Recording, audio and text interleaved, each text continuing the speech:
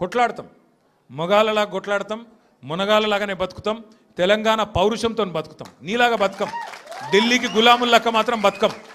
ఢిల్లీకి సంచులు మోసుకుంటా, ఢిల్లీలో పోయి బీజేపీలతో రాసుకొని పోసుకొని తిరుక్కుంటా, జడ్జీల కాళ్ళు పట్టుకుంటా, అయ్యో నన్ను కేసుల లోపల నువ్వుకుర్రి అని చెప్పి డైవులు కొట్టుకుంటా గా బతుకు అవసరం లేదు. బతికిన నాళ్ళు దర్జాగా బతుకుతాం, చచ్చినప్పుడు కూడా రాయలుగా చచ్చిపోతాం. అంతేగాని ఇట్లా చిల్లర పనులు చేయం. మీకు దయచేసి నేను ఒకటే కోరుతున్నా, ఆయన మళ్ళా అంటుండు కేసీఆర్ నట ముఖ్యమంత్రి కానియాడంట. నేను కూడా మీ అందరికి ఒకటే చెప్తున్నా, మీ అందరి దయ ఉంటే, మీ అందరి ఆశీర్వాదం ఉంటే ఖచ్చితంగా కేసీఆర్ సంగతి ఇడిచిపెట్టు, నిన్ను కొడంగల్లో కూడా మళ్ళీ గెలవనీయకుండా చేసే బాధ్యత మాది. నిన్ను కొడంగల్లో మళ్ళీ గెలవనీయకుండా మళ్ళీ అసెంబ్లీకి రానియకుండా చేసే బాధ్యత పార్టీగా మేమందరం, ప్రజలుగా మేమందరం తీసుకుంటాం. నువ్వు మాట్లాడే మాటలు, చేసే రోత పనులు, వాటికి ఇలా ప్రజలు అసహించుకుంటున్నారు, నోట్లో ఉంచుతున్నారు. ఏం మాటలే అవి, ముఖ్యమంత్రి టీవీ పెడితే పిల్లలు ఖరాబ్ అయ్యేటట్టున్నారు నీ భాష ఇంటే అని చెప్పి మొత్తం టీవీలు బంద్ చేస్తున్నారు. గసంటి పరిస్థితి వచ్చింది. ఏం అడిగిండు కేసీఆర్ గారు మొన్న? ఏమయ్యా పాలమూరు ప్రాజెక్ట్ని ఎందుకు పండబెట్టినావని అడిగిండు. ఏమైందయ్యా, 8 నెలలు అయింది, డీటెయిల్డ్ ప్రాజెక్ట్ రిపోర్ట్ కేంద్ర ప్రభుత్వం నరేంద్ర మోడీ వెనుకకు పంపిండు, నీకు సిగ్గులేదా ముఖ్యమంత్రి?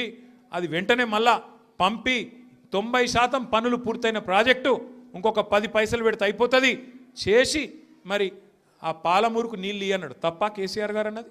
దానికి సమాధానం చెప్పే తెలివి లేదు, పిచ్చి మొరుగుడు మొరుగుతూ ఉన్నాడు. అట్లాగే కేసీఆర్ గారు ఏమన్నారు? కృష్ణా జలాల్లో అన్యాయం చేస్తున్నాడు నరేంద్ర మోడీ, భారతీయ జనతా పార్టీ ఖచ్చితంగా వాళ్ళని ఎదుర్కోవాలా, కొట్లాడాలా. ఢిల్లీలో ఏం చేస్తున్నారు నీ ఎంపీలు అని అడిగిండు. బీజేపీ ఎంపీలను అన్నాడు, కాంగ్రెస్ ఎంపీలను అడిగిండు. దాంతో ఇలా వాళ్ళకి సమాధానం లేక, సమాధానం చెప్పే తెలివి లేక ఇలా నోటికొచ్చినట్టు మాట్లాడుతున్నారు. ఇంకొక మాట ఏమన్నాడు కేసీఆర్ గారు? ప్రజలను నువ్వు మోసం చేసినావు, 6 గ్యారంటీలు అన్నావు, నెలకు 4,000 పెన్షన్ అన్నావు, తులం బంగారం అన్నావు, ఆడపిల్లలకు నెలకు 2,500 ఇస్తా అన్నావు, అన్ని 100 రోజుల్లో ఇస్తా అన్నావు, ఎప్పుడు ఇస్తావు? 2 ఏళ్ళు అయింది కదా అన్నాడు. తప్ప కేసీఆర్ గారు ప్రధాన ప్రతిపక్ష నాయకుడిగా ప్రజల తరపున ప్రశ్నించుడు తప్ప? ఇవన్నీ అడిగితే ఆయనకు బూతులు వస్తున్నాయి, కోపం వస్తున్నది.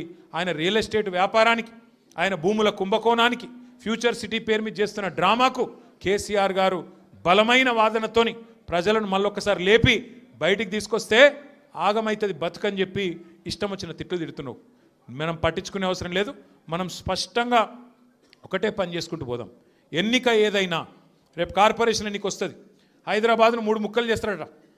హైదరాబాద్ కార్పొరేషన్ 3 ముక్కలు చేస్తారట, చేసి 3 కార్పొరేషన్లు చేస్తారట. ఎన్ని కార్పొరేషన్లు చేసినా ప్రజలైతే గాలే కదా, ఓట్లు వేసేది మీరే కదా.